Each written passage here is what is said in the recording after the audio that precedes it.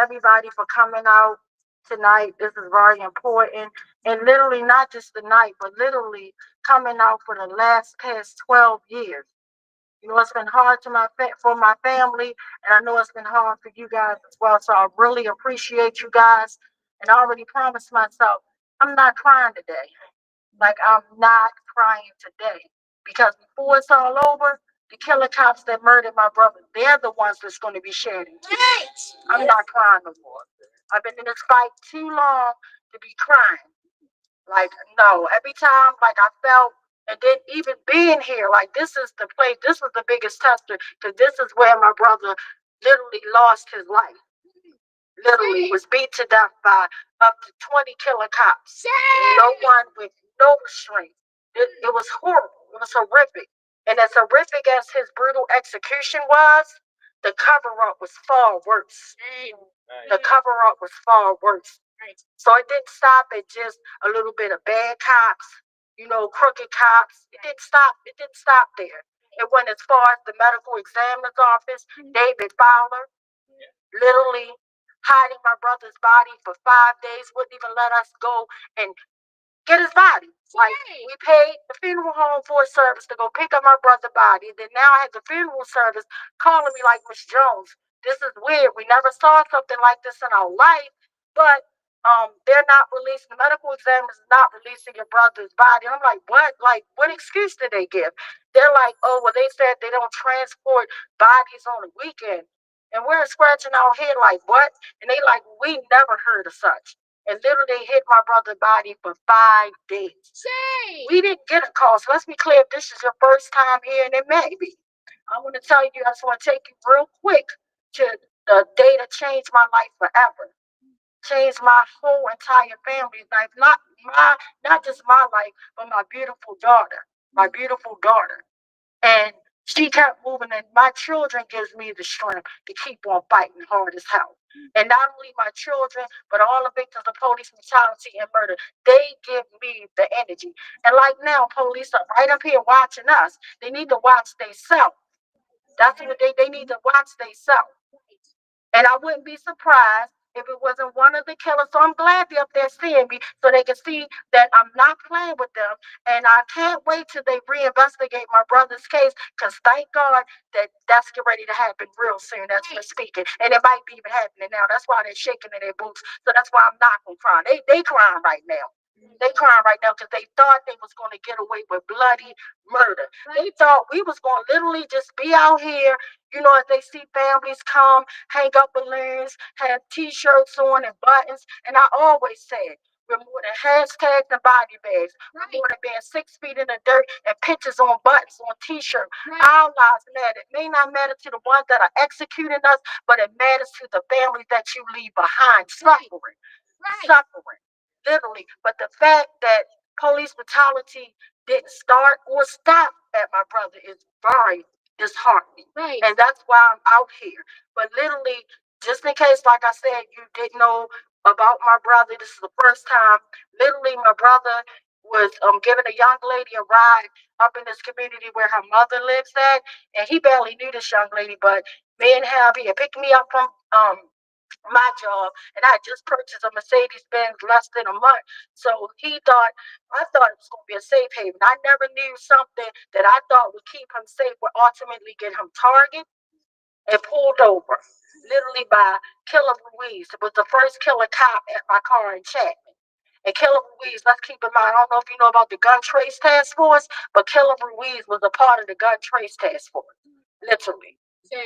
Corruption at its fullest. And literally, so long story short, my brother dropped me off and literally took my car. And he was supposed to be picking my baby up. At the time, she was only 16 years old, working at McDonald's, her first job and everything. Me not knowing what's going on, but I knew something wasn't right. Because when I say I got so much of pain in my body, that like I felt so much of pressure on my neck. I started screaming. And at the time, the guy that I was dating, I was like, oh my God, something's going on. Something's not right with my brother. And literally, I started dialing my brother, like, because all he was doing was driving this lady to her mother's house, because when he picked me up from work, she interrupted our meal. We were going to literally buy dinner to go back to my house and eat. And that was disrupted forever. And literally, like, everything was going on. The Trayvon Martin verdict had just came in that Saturday. Because I never forget, because I'm like, why would a verdict come in on a Saturday? But when you learn, when I'm getting birthed into a corrupt system, this is what happened. They put the stuff on the television when they think people are not watching, because they found George Zimmerman not guilty. So literally, this was on a heart to me and my brother. Literally, crystal clear. Let's be crystal clear. That was on a heart to me and my brother. So long story short, he drops this lady off or whatever. She came, said, "Sis, can I borrow your car?" I said, "As long as you pick up your beautiful niece, we're good." He was like, "Sure." He was just joking, like, I get to flex the Benz, I'm definitely gonna pick up my niece. So he was happy about it. And literally within a half an hour after my brother left me, literally the life was being beaten out of him right here. And I felt all the pain in my body. I'm sitting up in my bed, and I teach all year long, even in the summer camp. I'm preparing a summer camp activity for my students, and all of a sudden I feel pain in my neck to the point I fell out my bed. The pain is real. I fell onto the floor. I'm in there screaming, howling. And at the time, the guy I was dating, he's like, "Oh my goodness, you okay?" And I'm like, "No." I was like, "Oh my God, something's wrong with my brother." And he was like, "What?" And I jumped up and I started calling him. No answer. I called him over 30 something times.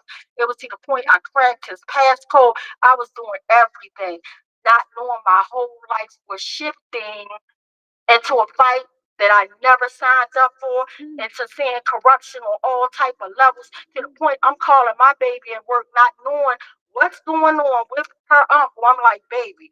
And she's like, "What, Mom?" She's like, "What time my uncle coming to get me?" She all excited. She wanted to see her uncle.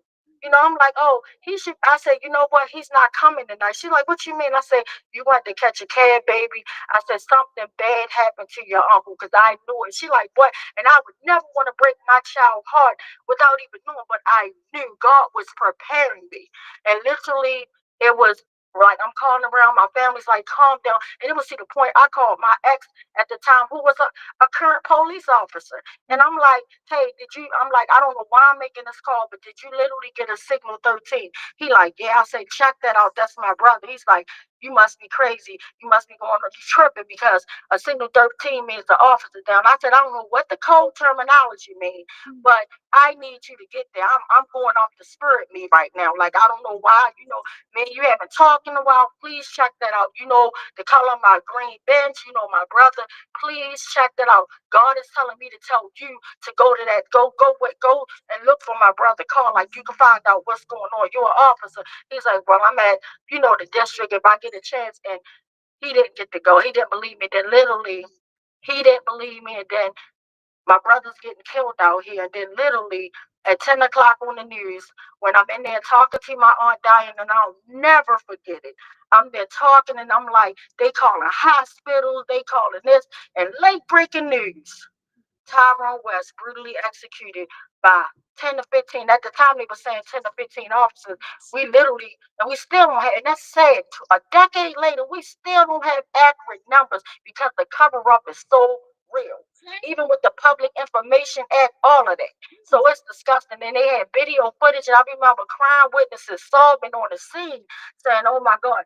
Beautiful witnesses out here. Thank God for Kidmore and Townsway, because everybody, if you think about what happened to Detective Suter, where they held everybody under siege and they couldn't go in and out their own community, they did it right here first. They did it right here first. They had people taking them down like they killed my brother.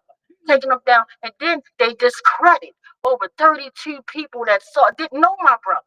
Didn't know my brother, but let's be clear. Before my brother, 24 hours, there was Darrell Hurst, a block and a half down. Same killer cops, Ruiz and Chapman.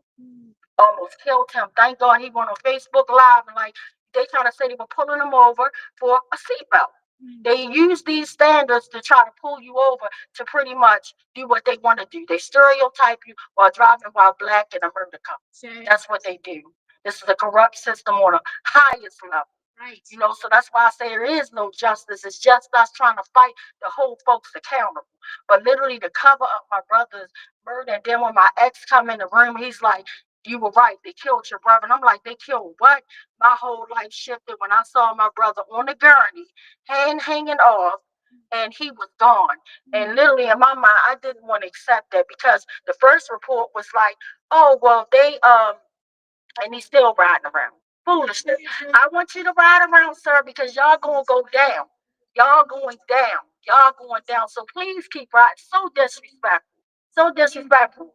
So disrespectful. But where were you at where were you at when you guys were giving out the testers? New Jack City in the hood. When people were dying, where were y'all at then? Where were y'all at when Brooklyn Park? Brooklyn happened. Where were you at? All we needed was one officer like that to ride around Brooklyn homes when that massacre occurred, when a beautiful young lady and man got killed. Where was they at? Nowhere. But this shows me on policy. They thought I was gonna be out here crying and hooping. Nah, bro. Y'all gonna be crying and hooping and hollering. Trust and believe me. But the whole thing in a nutshell is they covered up my brother's body. They covered up, I'm sorry, not his body. They covered up everything. Literally, they hid his body for 5 days. We couldn't see him. We came down. Literally, my family, the West family, was organized from day one because we wanted accountability. We organized as a black family. We organized. We sat down after it literally got pushed off doing homicide. We went back down to homicide once I saw the news. Like, I know my brother's dead. Like, y'all said he wasn't locked up. First, now we know he did. They pushed us off and they said we were dealing with a young lady that got brutally murdered in the city. So, as a mom, and at the time, it was a beautiful young lady named Diamond who I wound up meeting her grandmother at the Roberta's house. So that's how I know God has a way to connect hurting people to heal together. I never knew that I would have been, and this is a horrible day for her family as well. So I'm giving Nana a big shout out and sending love to Nana. If she's watching me on Facebook right now, sending love to you. We will never forget Diamond as well because she was killed on the same day by when my brother was killed by killer cops. But my whole point is we're never going to stop fighting to hold them accountable. They hit his body. They came then literally the next day when they met up with us. They said that they said, we want to make sure Mr. West didn't die of a heart attack. It was really hot outside on Cowsway yesterday. We'll make sure that that wasn't contributing factors. Everything they said is what they depicted in his partial false autopsy report. Seven flimsy pages. 154 days later. Like everything was done on the 19th. They lied so much that they lied and told me, Detective Delgado told me, Miss Jones, you're never going to see your vehicle again. Your car's on the drug hold. We found drugs on your brother. We found drugs in your vehicle. They're going to tear your car apart. This is what he's telling me when he pulled me away from my family that was crying when they was interviewing my family, literally finding out who was the weakest link. None of us. They were trying to find out who was the weakest link in the West family. None of us. Right. What's your name? Where you work at? What's the relation? None of us. We're none of us. Nobody in here is the weakest link. None of us.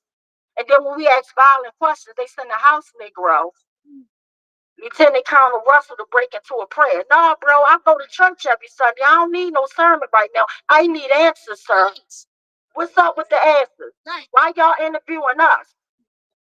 But that's what they do. It's just a different victim, the same game, different names, and they do the same thing over and over. It's almost as if they're reading off of a script. Right. And it's disgusting. So with that being said, I could go on all night, but I'm just so glad that I said, you know what, them tears, they gonna cry them tears. I'm not crying today. I'm waiting for them to shed them tears because every time they see me in the spotlight, because they know they can't buy me off, they know they can't even kill me off. They can put all type of jammers all around my house. I can't talk on my phone, all type of foolishness. But guess what? They ain't gonna stop me from running my big mouth. Right. They ain't gonna stop me for $1 million that you tried to sell me out for. They ain't gonna stop me, bro. Nothing's gonna stop me from getting accountability for my big brother Tyrone West. And while I'm right there, I'm gonna get up all the victims of police brutality. Because I always uplift Anthony Anderson, man, who was slaughtered, beat to death in front of his mother. Shame. On his grandbaby's birthdays, tossed on his head like a basketball. Shame. And literally, his grandmother grandmother passed away. And then it's so sad because our beautiful queen Nicole would be out here singing right now, but I know she's smiling down, and that's making me even happier. That's making me, because she just passed away this year suddenly. And her last message was, and I'll never forget it. If you can't come together, God said, if you can't come together when people are laughing, He'll pull you together when people are crying. It was something along those lines. It was so deep and profound. So that's why we need to pull together. They ain't never get no more tears out of me. They the ones gonna be crying. And as much as I went through hell and back, you would have thought it was over, but it wasn't. Because my cousin Tavon Anderson, who would have been out here on the front line, was slaughtered. And guess what? Guess what was interesting about it? He was slaughtered on the night that the ACLU gave a damn report on Killer Ruiz on January the 20th, 2021. I was on the news literally at 11:30 and it crossed over to midnight around 12:19. My cousin Tavon Anderson was executed by a white serial killer. A white serial killer, let's be clear, that done killed 4 people in Baltimore City. And they had my family be quiet about Everett Swartz, a serial white killer that just received 29 years. This West Wednesday, I was right in court looking at, 39, 39, 39 years. Let me stand to be corrected. Thank you, Queen. 39 years, which that ain't long enough. And then the crazy part, we're in the courts, we're empathizing. We're like seeing when people are getting sentenced. Like we saw a young man get life plus 45 years, and we was in there crying because literally, even though he killed someone, and that's horrible and horrific, but his mom was in there crying, and then the other side, the other mom of the victim, she was in there crying, and it broke my heart when she looked at the young man and said, "I forgive you." That did something to my soul. She said, "But you took my only son, but I forgive you. I forgive you." That's what she said. And that touched my soul to see 2 mothers saying the thing is, and that's why I wish that our youth and anybody that wants to go kill each other, you got to realize when you murder somebody, it's not just the person you're killing their family, and then you're killing your own family. Because you got families that love they got families that love the victim and families that love the predator. I'm fully aware of that. But when this predator came out, I couldn't wait because he came out there smiling because it was crazy because he didn't get convicted of my brother of my cousin's homicide, but he got convicted for the gun and the car being at the scene and all that. But they know that he's a serial repeat violent offender. They know he killed my cousin. And then at first, and it's funny how videos disappear, because at first it was a video of him standing in the street shooting my cousin. That's what the detective said. But then all of a sudden, when court time come, the only video they got is cameras from the street cameras showing stuff. Disgusting. Disgusting. And I pray to God that whoever may be still in this community or attached to whoever knows, but it's a video going that was pretty much captured the whole entire brutal beating of my brother. But I was told that literally a month later, police came to his house and immediately the person moved away. It was a young man around here that had that whole video. So if y'all know that young man and he still got that video, please let him reach out to Tawanda Jones. He can reach out to me on Facebook.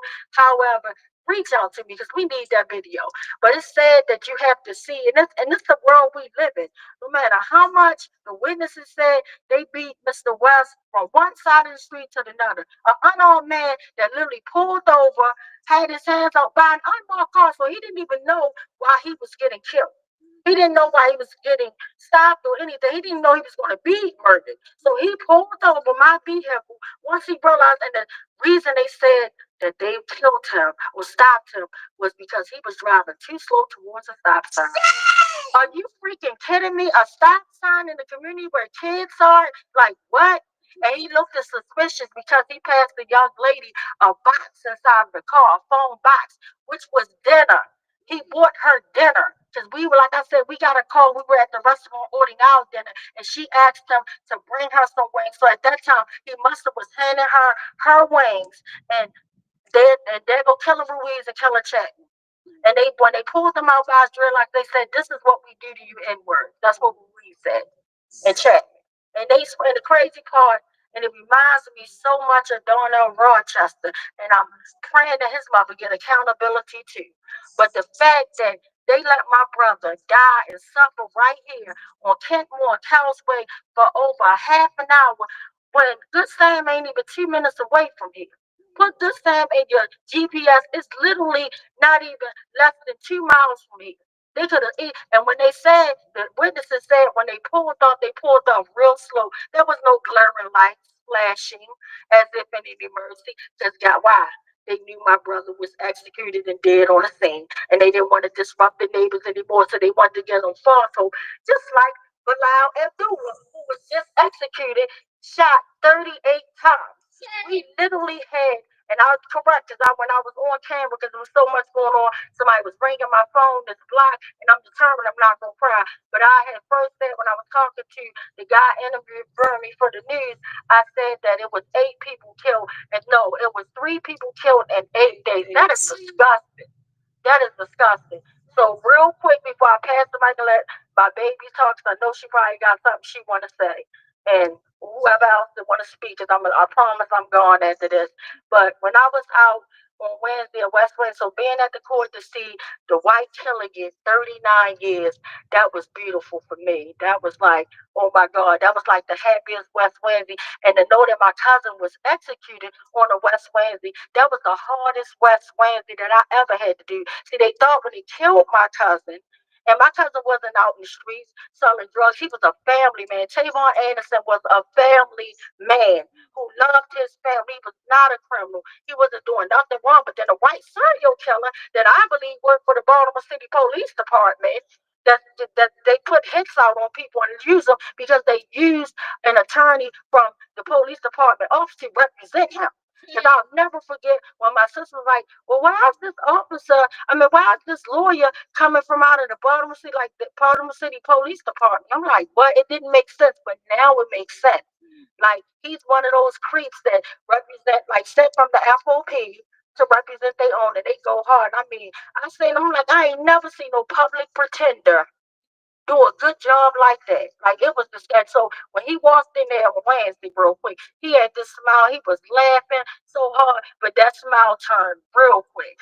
Turned real quick when he got them 39 years. So I told him kick rocks, and I hope he dropped the soap. I ain't get to tell him that, but I wanted to tell him that. I said it in my mind. I ain't want to be ignorant in the courtroom.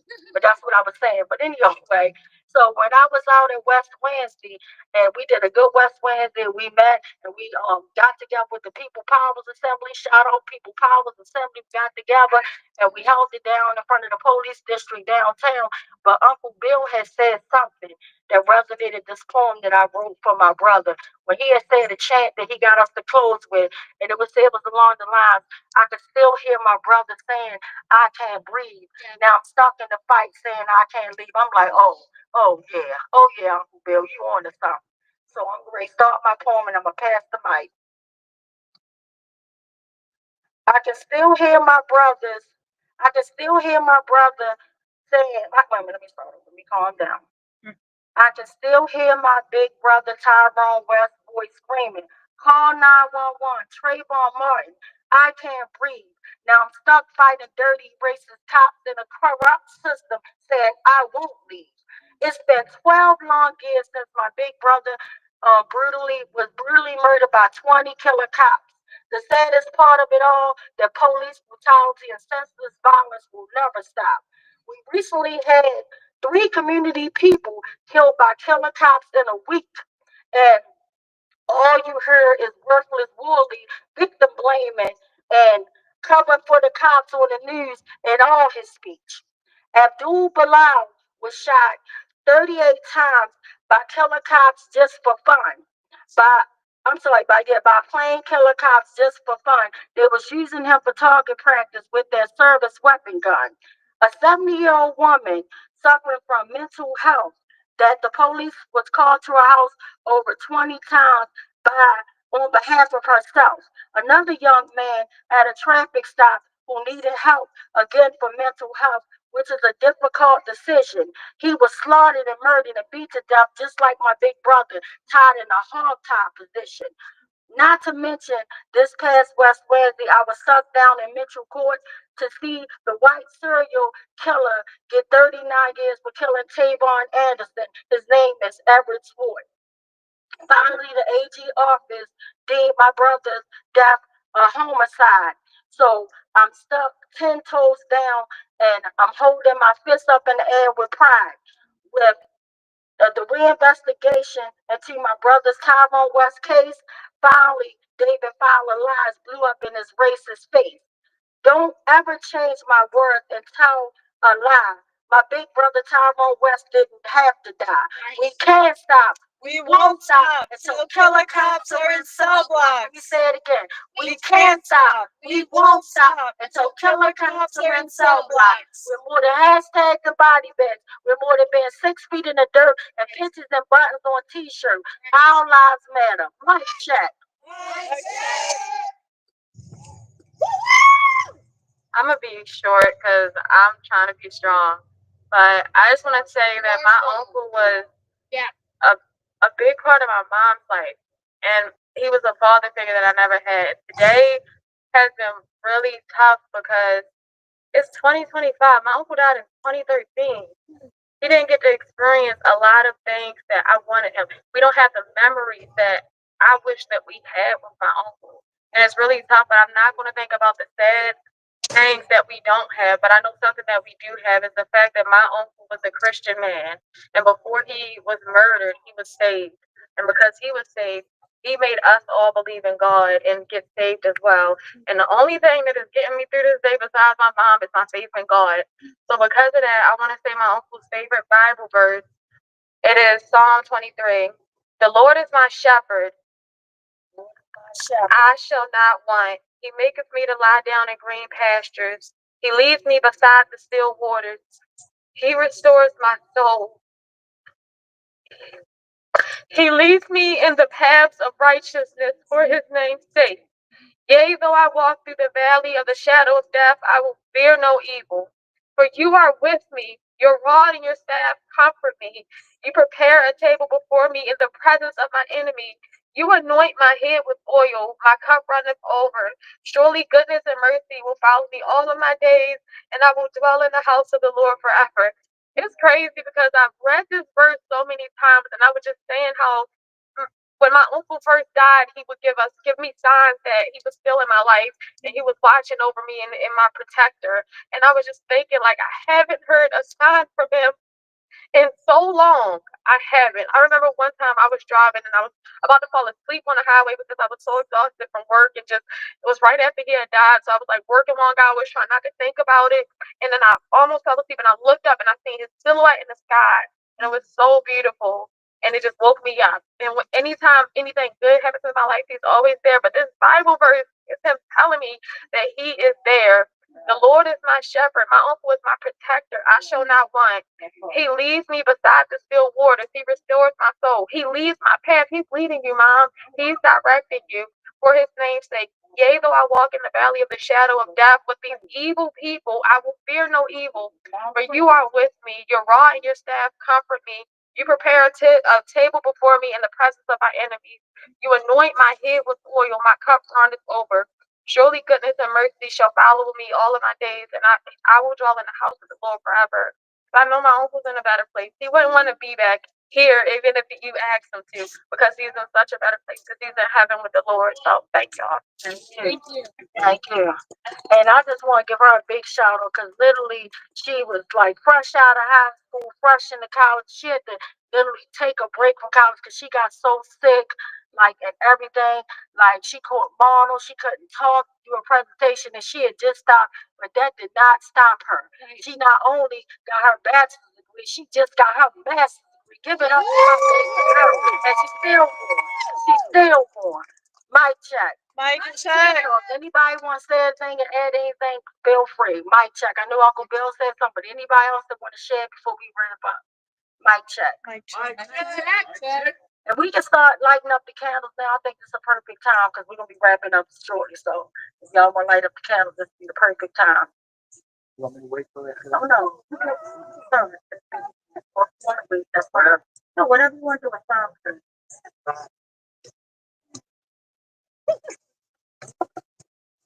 So a couple of days ago at West Wednesday, I spoke politically, and today I just want to say a few words about Tyrone. Um, I first met the family as a high school teacher, and I taught three of Tyrone's cousins. It was Kiara, it was Guy, and it was Neil. That was my introduction to the West family. And I met a lot of wonderful families as a teacher, and this was a particularly wonderful family.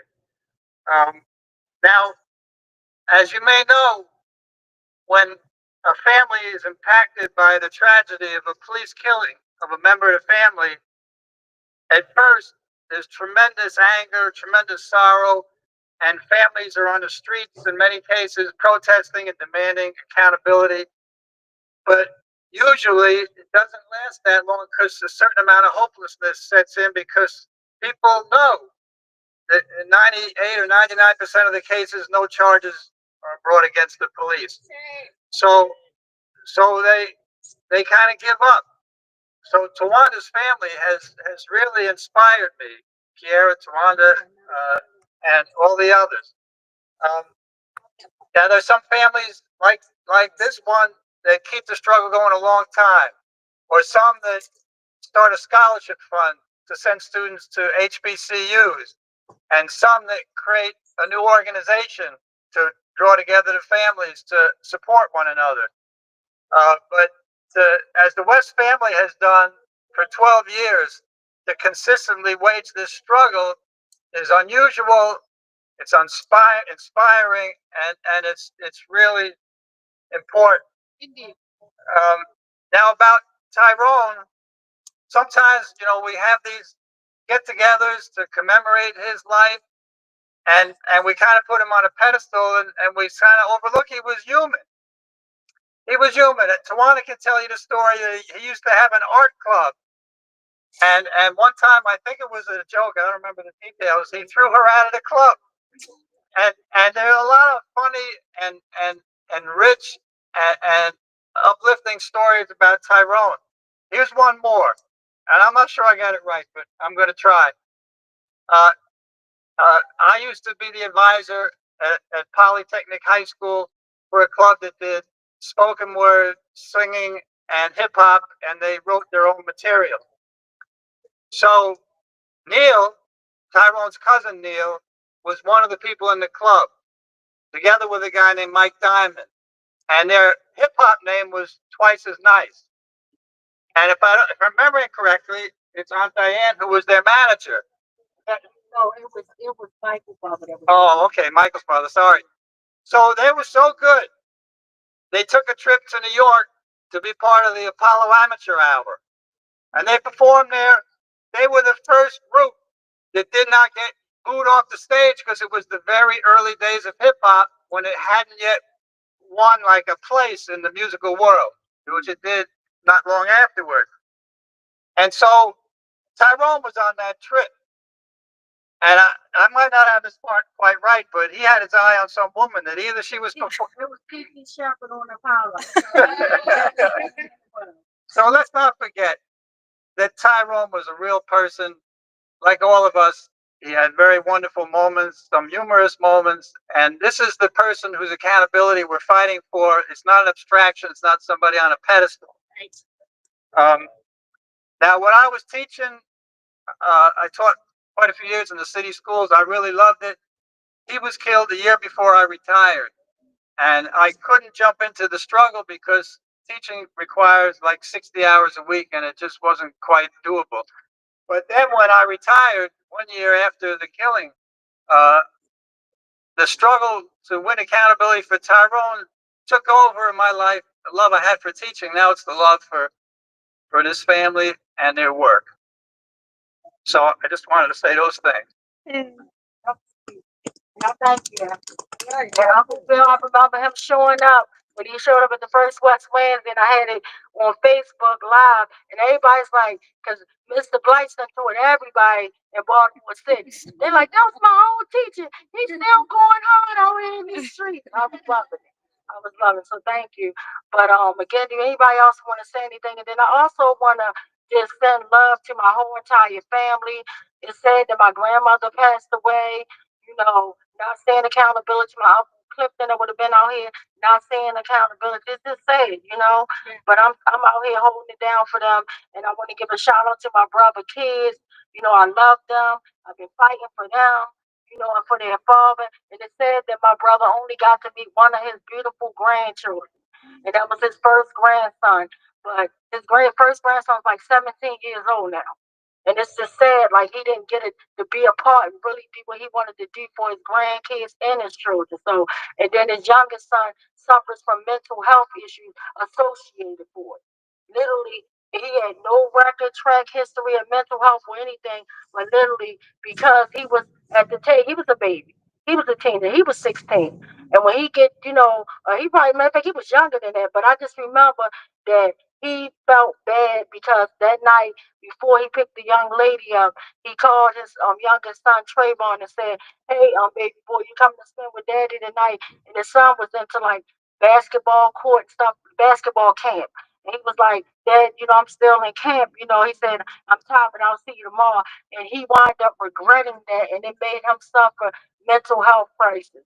And it's just sad, and the way the system does you dirty, it's horrible. They don't they don't give you a cure for mental health crisis.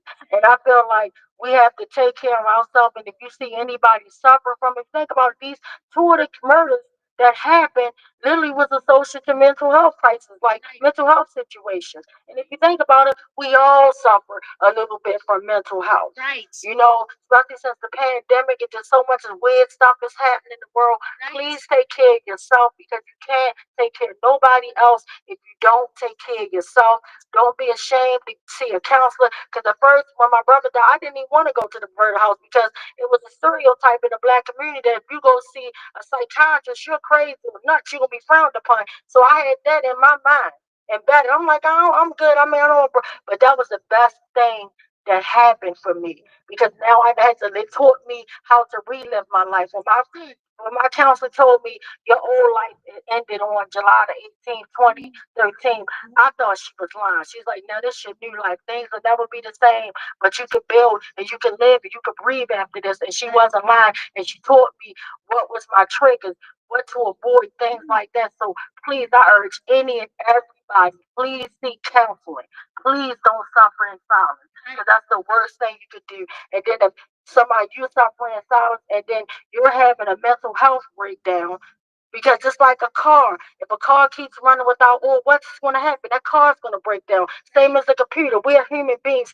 You can easily have a mental health breakdown. Right. And we don't need to have a mental health breakdown when we have these killer cops acting like Judge, Jury, and executioner with worthless Worley justified. By check. Anybody else want to say anything before we blow this candle out and wrap it up? Right, check. Mic check. All right, so as you can see, and my daughter had me cracking up. She like, Ma, my uncle was 65. He would have been 65. I'm like, kid, he gonna reach down here and hem you up. Girl ain't that old. He probably said, I'm gonna stand for you and your uncle boys, man. Come on, kid, what kind of games you playing? Old man games you playing. That's what he would have said to her. That's his response. But he would have been 56, but in my eyes, he'll always be forever 44 because he was only 44 when he was executed. And even at the tender age of 44, he thought he was an old man. And I'm like, I'm just an old gentleman trying to live my life. Like, bro, you're not old. But anyway, so I'm going to release these balloons. And normally, when we first started this years and years ago, before me not knowing that when you let out like a lot of balloons, you pollute the air when they come down and all that stuff. And I used to let out as many, like every age I would have that many balloons. So now I'm just thinking about keeping our earth safe and straight and all that good stuff and the animals and the fish and all that deep stuff that I had to learn. Like, okay, it makes sense. We're just gonna let up this 56 5 and a 6 for 56. He would have been 56 years old, and I'm just sending love up because I know him and my cousin Tavon Anderson and my grandmother, my uncle, my mother. They all up there looking down, smiling, happy, saying she's still going. She's still going. I know my grandmother said she running her mouth. You don't get tired of running your mouth. That's what she used to always say to me. So we're gonna let this up on the count of three, and when we let it up, we're gonna say accountability for Tyrone West because we know it's coming, and all the victims of police brutality and murder. So on the count, well, I'm gonna wait till they got you got it free. So they can get around. Okay, so let me know when you got it free, and we're gonna let it go, and then we're gonna blow these candles out. And when we blow the light out, we're not blowing out the fight. Just remember, keep the light inside your heart. Keep on fighting. We gotta keep fighting. We gotta pull together. Okay, count up. All right, 1, 2, 3. Justice for Tyrone West. Justice for all victims of police brutality and murder. We love you, Ty. We love you, Tavon and Anthony Anderson. All of us. So if you know anybody you want to send out a shout out to, say their names, guys. Donald Johnson. Buddy Bright, Breonna Taylor, Merengue. Timothy Fleming, Anthony Anderson. I'm even throwing Nicole Cuddaford up there. We love you, Queen. So, as we Corinne Gaines, and the latest 3 victims that we know about in our city. So, I just want to let you guys know I love you, and I always say, live to love, love to live. I love you all. We'll see you next